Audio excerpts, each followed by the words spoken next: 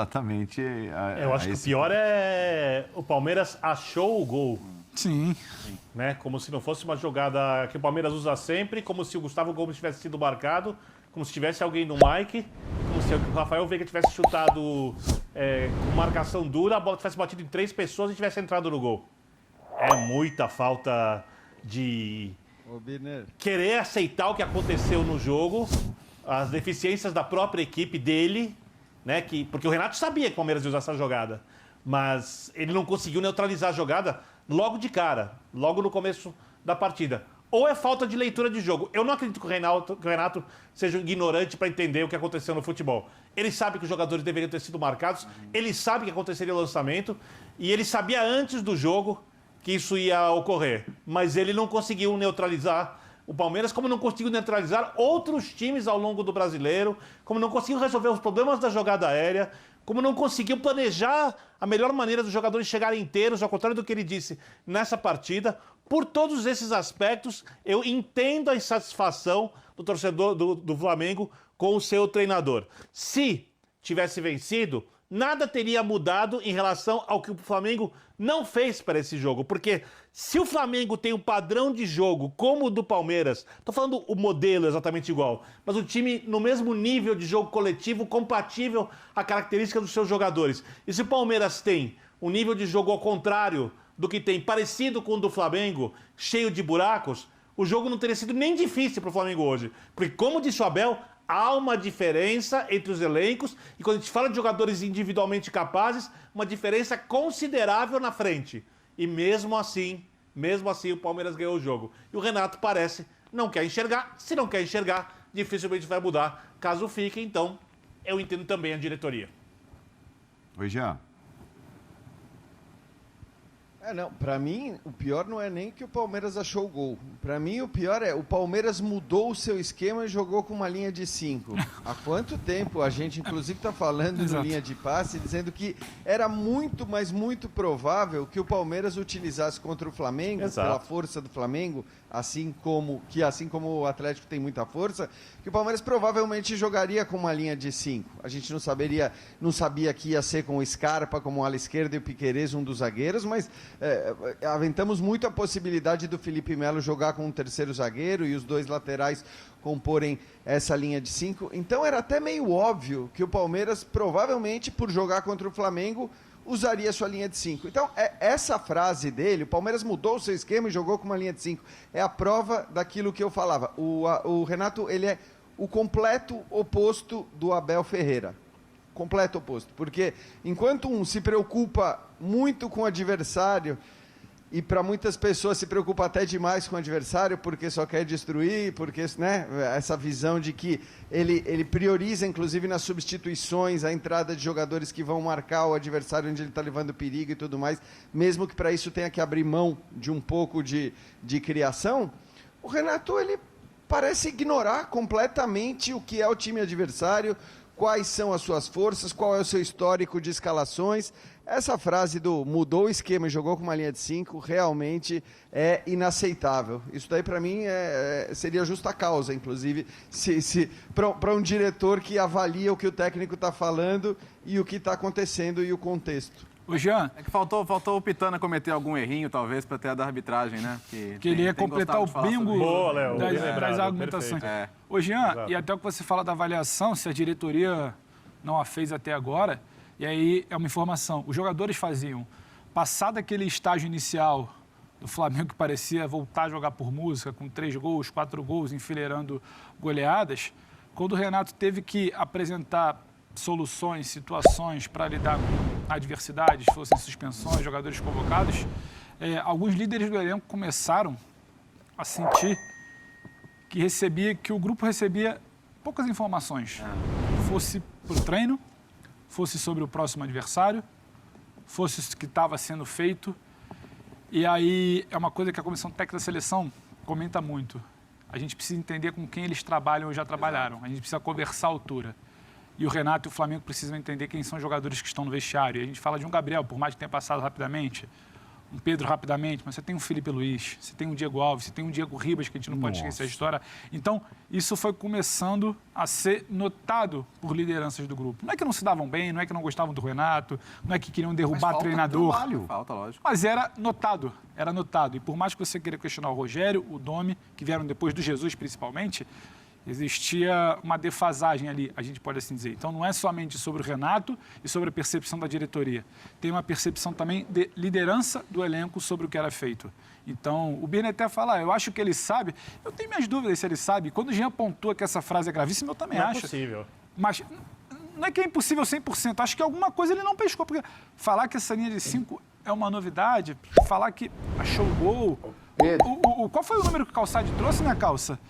10 jogos dos 13, você com 3 zagueiros e protegendo. Então, assim, novidade. Jogou a Libertadores todinha, assim. Então, assim, estamos falando de quase 80% dos jogos. A eu acho primeira que, assim, fase, é complicado. então, Diga, Calça. 6 jogos. Não, assim, não tem surpresa o Abel usar 3 zagueiros ou uma linha de 5, depende. Linha de 5 ou 3 zagueiros, quando você está sendo você baixa, está sem a bola, vão aparecer 5 lá na última linha. Mas o Mike faz o passe, o Mike era o ala. Sim. A linha de 5, o cara da beirada da linha de 5 passou a bola.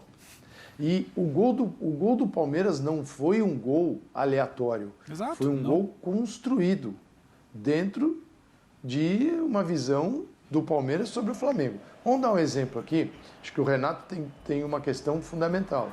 Quando ele fala no Grêmio, também com 200 milhões, quando ele toma de 5 do Jorge Jesus, do Flamengo, que com 200 milhões até ele tinha. Agora, então, o problema não é mais a grana, é a parte física.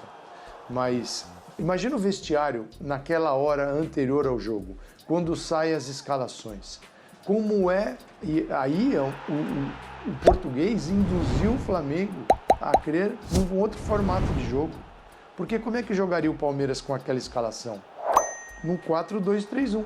Ele teria o Mike, Luan, Gustavo, Piquerez, Zé Rafael e o Danilo. Aí vem onde o Scarpa estava jogando, Scarpa, Veiga, Dudu, Rony.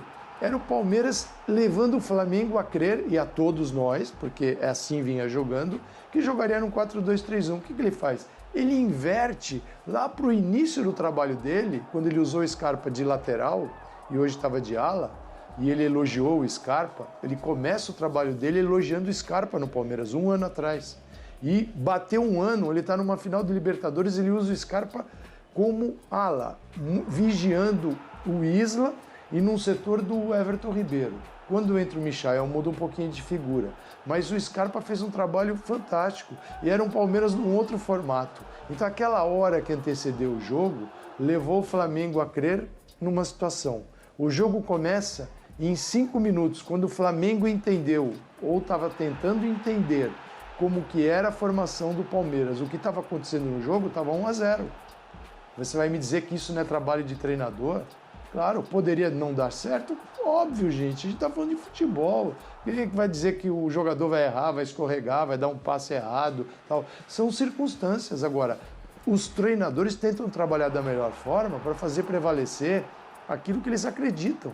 E hoje o Abel, mais uma vez, conseguiu. O cara ganhou 2 Libertadores tomando pau da forma de jogar, né?